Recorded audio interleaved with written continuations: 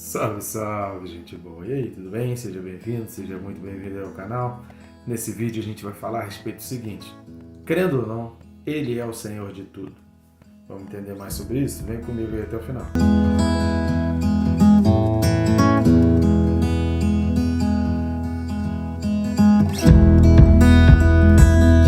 Só que antes, se você não está inscrito, inscreva-se. É bem rápido, você vai clicar no botão aí. Não esqueça de marcar o sininho.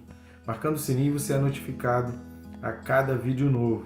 Todos os dias a gente tem um vídeo aqui, está estudando Apocalipse versículo a versículo. Então não perca, já comenta aí, compartilha, envia para todos os seus links, deixe seu curtir nos vídeos, nesse ou em outro vídeo.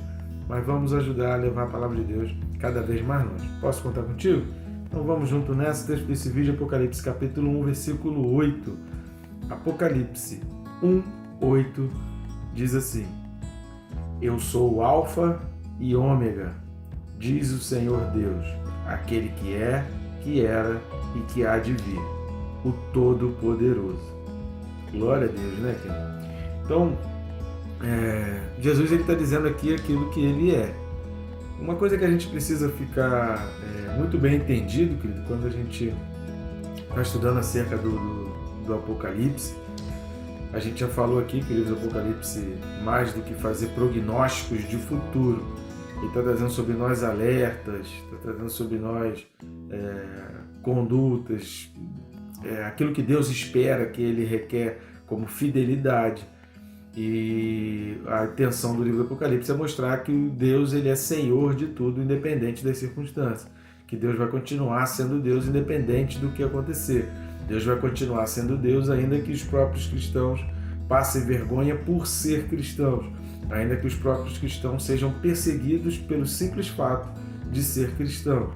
Então, ainda que cristãos sejam ofendidos, sejam vilipendiados, sejam vituperados, sejam expostos à vergonha, porque o próprio livro de Hebreus ele vai dizer que nós devemos sair fora da porta, além da porta, exatamente como Jesus fez, que Jesus foi sacrificado fora da porta dos templos de Jerusalém, exposto ali na cruz, que era motivo de vergonha. A cruz era um sacrifício para os criminosos, era uma morte destinada, uma condenação aos criminosos, era uma morte de vergonha, a vergonha e a dor. Jesus se fez e ele tomou por nós.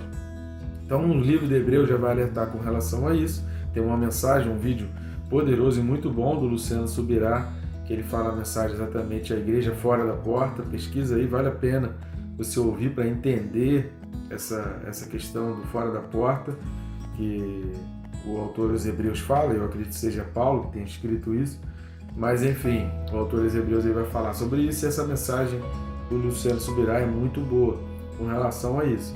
Então, em todo o livro do Apocalipse, Deus vai fazer esses alertas, Deus vai mostrar para a gente essa fidelidade e o poder de Deus, independente de qualquer situação. Ele já está dizendo que vai acontecer, então o fato de acontecer não é tristeza nossa, nem motivo para dizer porque Deus me abandonou, porque Ele está alertando que essas coisas iriam acontecer.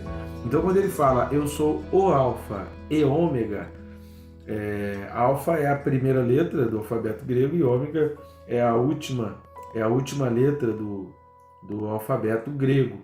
Então é o mesmo que se Jesus estivesse dizendo Aleph e Tav na linguagem hebraica. Ou seja, ele é a origem, ele é o começo de tudo e ele também é o fim. Ou seja, todas as coisas vêm dele e todas as coisas vão para ele. Então, ao dizer o Alfa e o Ômega, Deus está falando assim, que ele governou o passado, ele governa o presente e ele vai governar o futuro. Esse é o recado de Deus aqui. Olha, no passado, com todas as coisas que já aconteceram, Deus continuou sendo Deus. E a origem de tudo foi Ele. O homem se perdeu, o homem fez coisas erradas, o ser humano caminhou na direção oposta a tudo que Deus tinha falado. O objetivo de Deus, quando a gente vai estudar a respeito do reino, por exemplo, o reino de Deus, a gente vai ver que o Antigo Testamento, Deus queria que a nação de Israel fosse esse luzeiro para o mundo, assim como no Novo Testamento, Jesus traz essa projeção de luz para o mundo, para os cristãos. Eles são o sal da terra e são a luz para o mundo. Não são o sal da igreja nem a luz para a igreja, mas para o mundo. Eles deveriam refletir o poder de Deus para aqueles que estão do lado de fora, para que o mundo veja o poder de Deus. Ainda que o mundo zombe, ainda que o mundo fale mal, ainda que o mundo olhe aquilo como uma vergonha, ainda que o mundo ache aquilo como antiquado e ultrapassado, ainda que a vida cristã seja vista pelo mundo dessa maneira, a gente precisa entender que ser cristão não é ser um museu onde se olha para um fato histórico, mas ser cristão é um poder presente. Por quê? Porque o nosso Deus, ele é o alfa e o ômega, ele é o Senhor do passado e é o Senhor do futuro. A gente não pode esquecer que Deus governa o futuro. É como você olhar para uma parede branca. Você pode chegar e dizer assim: eu acho que essa parede é preta. É um direito seu. Você chegar na minha casa, todas as paredes aqui são brancas. Você olha para a parede lá atrás, a parede é branca. Se você quiser achar que essa parede é preta, beleza. Mas na hora de eu comprar qualquer coisa para casa, eu não posso combinar com a parede preta. Eu tenho que combinar com a parede branca, porque a realidade é uma coisa, independente do que você acha que seja. É isso que às vezes a gente precisa ter de diferença, sabe? Direito de pensar, de escolher diferente, a gente tem, mas tem certas coisas que são o que são, entendeu? O rio nasce, o rio é água, a água molha, sabe? O fogo queima. Então, mesmo que eu não queira acreditar nisso, mesmo que eu na minha cabeça projete, não, fogo não queima, fogo faz carinho, cara, vai morrer queimado. Se botar a mão no fogo, vai queimar, vai doer, vai machucar, né? Eu uma vez fiquei muito tempo com o braço queimado por causa da água fervendo, do carro que deu problema. Então, assim, por mais que eu queira acreditar que aquilo é um carinho, faz ferida, faz machucado e vai doer. Então, tem certas coisas que elas são o que são e não depende de eu acreditar. Não sou eu que projeto a realidade, eu simplesmente preciso encarar a realidade. A realidade, ela é o que é, independente da forma como eu olho. Mas a forma como eu olho não muda a realidade. Não sei se está claro isso, mas você precisa entender muito bem isso. Ter opinião diferente, ver coisas de prismas diferentes, não muda o que é a realidade.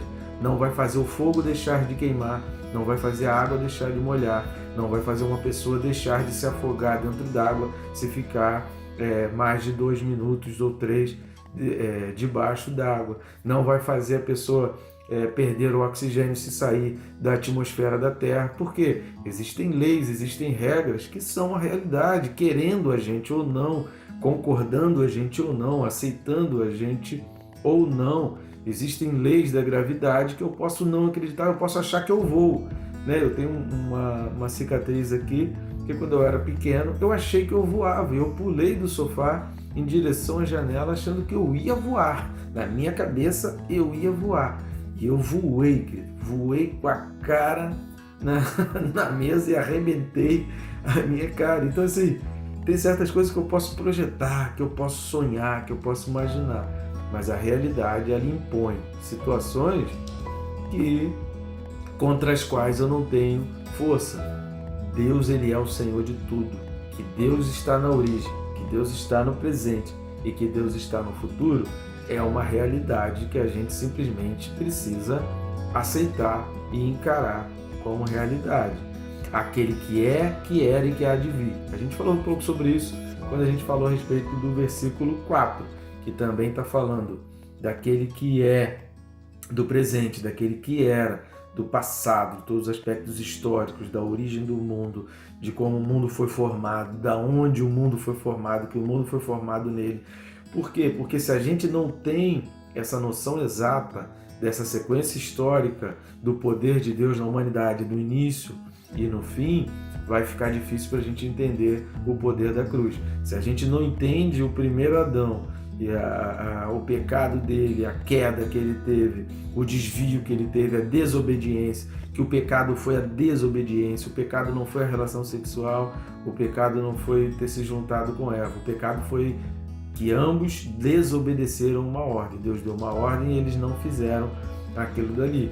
Então esse foi o pecado, a desobediência. Se a gente não consegue entender isso, a gente não vai conseguir entender que veio um segundo Adão, que não viveu no paraíso, viveu num deserto, veio um segundo Adão que não tinha todas as coisas favoráveis a ele, tinha tudo contra, inclusive uma sociedade contra ele. Veio um segundo Adão que foi fiel e obediente até a morte, enquanto o primeiro Adão, que vivia no paraíso, que tinha todas as coisas favoráveis, não conseguiu ser fiel e ser obediente. Fidelidade e obediência do segundo Adão mostra pra gente que é possível ser fiel e ser obediente. E o propósito do livro de Apocalipse é mostrar e evidenciar que a gente precisa ser fiel e obediente, principalmente quanto mais o dia se aproxima. Ah, mas já tem 2000 anos que essa promessa foi feita. Então, se já tem 2000 anos, querido, já são 2000 anos a menos até a volta de Jesus. Então, a gente hoje está muito mais perto do que o apóstolo João. Concorda? A gente precisa entender isso. E essa palavra Todo-Poderoso eu acho fantástica, porque é a palavra grega pantocrator. E a palavra pantocrator, ela é uma palavra que traduz no Antigo Testamento Yahvé Tsevaot, que era o Senhor dos Exércitos, e o El Shaddai, que é o Todo-Poderoso. Então essa palavra pantocrator, ela tem uma conotação aqui muito importante para a gente entender e muito poderosa. Por quê?